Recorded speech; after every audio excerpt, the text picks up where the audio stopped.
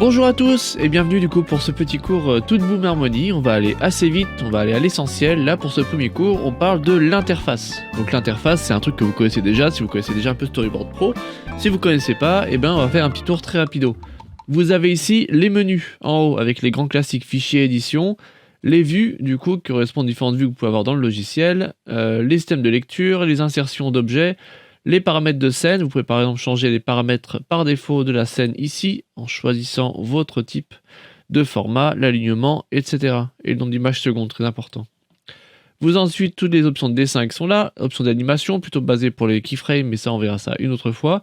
Les différentes fenêtres que l'on peut ouvrir, que l'on peut ajouter ici et là. Les systèmes d'aide, du coup, qui correspondent à tout plein d'aides. Je vous conseille d'aller voir d'ailleurs les aides d'Harmony et leur tuto directement si vous voulez plus de détails sur certains points que nous n'aborderons par exemple pas ici. Donc vous allez voir, il y a pas mal de types d'outils un peu partout. Il ne faut pas se laisser décontenancer. On va voir ici tout plein de systèmes des outils présents ici. Là on pourra par exemple ajouter le fameux stabilizer qui va nous permettre du coup de dessiner avec un système un tracé un peu plus stable. Très agréable, très pratique pour le clean. On peut aussi en ajouter plein en faisant un clic droit et en choisissant celui que l'on souhaite directement. Sur la gauche ici, on a nos différents outils qui vont nous servir. Donc on a l'outil de sélection ici et là. Donc outil de sélection, on va dire classique pour sélectionner des éléments de calque. Les différents vecteurs directement ici.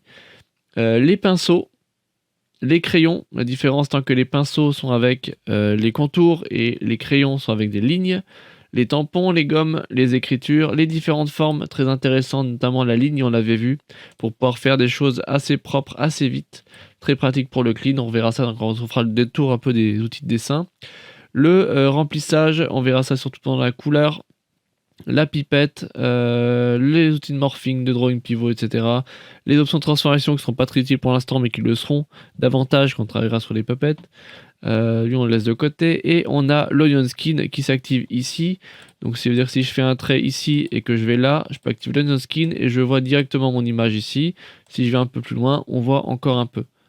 Et si je me mets là, en vert apparaît celle qui est ensuite. Donc là je vous montre des choses ici, c'est très simple, hein. Ça c'est notre fenêtre de visualisation. À l'intérieur on a des outils et on a surtout des sous-calques ici, qu'on appelle des calques art, avec de base la ligne et la couleur. L'overlay et l'underlay sont modifiables et ajoutables dans édition, préférences, avancées et ici. Support, overlay et underlay arts. Vous pouvez le sélectionner si vous le souhaitez, il n'y a pas d'obligation particulière. Ça fonctionne très bien sans, moi je l'ai mis parce que j'aime bien des fois m'ajouter quelques calques en plus. Là vous avez des petits paramètres que l'on verra plus en détail au moment où, quand le moment sera venu, comme on dit. Vous avez la fenêtre donc de caméra qui correspond à ce qu'on va voir dans le film en final. Drawing qui va permettre de plus facilement en fait travailler sur un calque plutôt qu'un autre, et ça me permettra de mettre par exemple notamment la fameuse table lumineuse qui est pratique. Et outil de perspective si on veut travailler un peu plus avec des éléments de 3D au dessin pour des choses en perspective. Donc voilà, on a tout ça. En bas ici, on a la table lumineuse qui sert quand on a plusieurs calques. On va voir qu'il va nous servir notamment ceci, qui est pas mal, qui va cacher du coup l'extérieur du champ. Ce qui veut dire que quand je dessine quelque chose qui est hors champ, se fait cacher directement. Qui est pratique. Nos différentes grilles ici, si on a besoin d'avoir notre règle des tiers pour dessiner, ça peut être très pratique également. Ensuite, chose intéressante là-dedans, on va avoir du coup Reset View. Pourquoi Reset View? Parce que du coup, on peut modifier nos différentes vues, notamment avec nos outils CTRL ALT, où je peux cliquer gauche-droite. Si jamais je suis comme ça, je vais me trouver un peu embêté, donc je peux la remettre droite directement et réinitialiser. Vous avez ici ensuite le zoom que vous pouvez paramétrer. Vous pouvez scroll down aussi, scroll up pour pouvoir modifier le zoom. Et là, vous avez aussi le système de rendu. Donc là, tout est noir. Si je mets un petit trait, il fait du. Vous voyez, hop, c'est rouge, c'est formidable. C'est comme ça du coup que l'image sera rendue.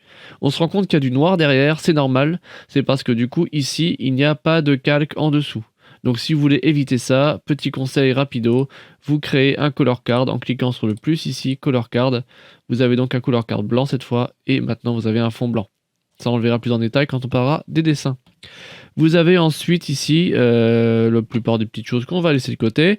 Vous avez ici sur le côté quelque chose de très important, c'est le Tool Properties. Dès que vous changez d'outil, en fait ici vous avez des propriétés différentes qui s'affichent. Je vous conseille du coup d'être très attentif à ce panneau. Vous pouvez en ajouter d'autres, ici, le non-skin notamment qui est important. Et tout plein d'autres choses qui dépendent en gros de vos besoins. On a une référence view qui est potentiellement ici accessible, hein. Si elle n'y est pas, bah, du coup c'est pas grave, on peut toujours l'ajouter en mettant un petit plus ici, en la choisissant ou dans Windows et en choisissant la fenêtre que l'on veut. Et en fait on peut déplacer les éléments un peu où on souhaite. Ici du coup vous avez, je vais l'enlever d'ailleurs, il me sert à rien, pouf. Donc vous avez le plus pour ajouter, la croix pour l'enlever. Ici vous avez ensuite du coup la palette, donc on verra ça plus en détail quand on parlera des couleurs. Donc ici, vous pouvez choisir vos modules de couleurs directement. On en reparlera au moment où on parlera donc des colos. Et en bas, vous avez bien évidemment la timeline, qui est peut-être l'endroit le plus important avec la vue. Le petit lecture ici, la petite boucle pour faire une boucle. Vous avez tout plein de choses que vous pouvez modifier, nombre d'images par seconde. Vous pouvez faire des labels aussi ici, donc de base ils ne sont pas inscrits. Si vous voulez les mettre, vous allez juste faire un clic droit ici, là. Et vous allez choisir, par exemple, Mark Drawing. Et Mark Drawing permettra de visualiser ça. Ça c'est aussi très important du coup, ce qui permet de créer une image clé vide, enfin une exposition vide. Donc voilà, globalement, pour votre magnifique intro, en fait, à l'interface de Toon Boom Harmony. Je pense que c'est assez clair comme ça, on le verra aussi au fur et à mesure.